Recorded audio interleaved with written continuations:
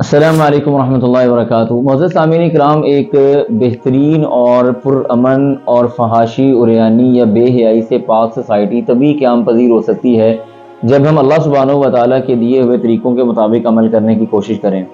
اور اللہ تعالیٰ نے ایک ایسی سوسائٹی جو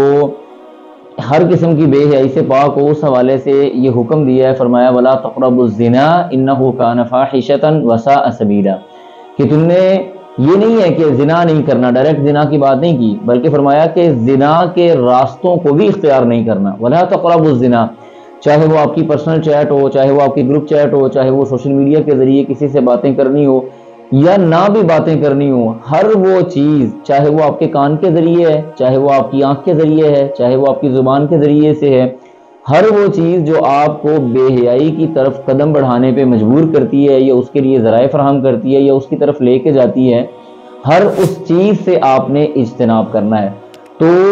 تبھی ہماری سوسائٹی بے حیائی اور فحاشی وغیرہ کے معاملات سے دور ہوگی۔ اور یہ فحاشی کوئی عام کام نہیں ہے، اگر ہم یہ سمجھیں کہ یہ بڑا کوئی لائٹ معاملہ ہے، اور یہ فحاشی عریانی یہ انسان سے غیرت کو ختم کرتی ہے۔ اور یاد رکھیں، جس قوم سے غیرت ختم ہو جاتی ہے، اللہ ایسی قوم کو مغلوب کر دیتا ہے۔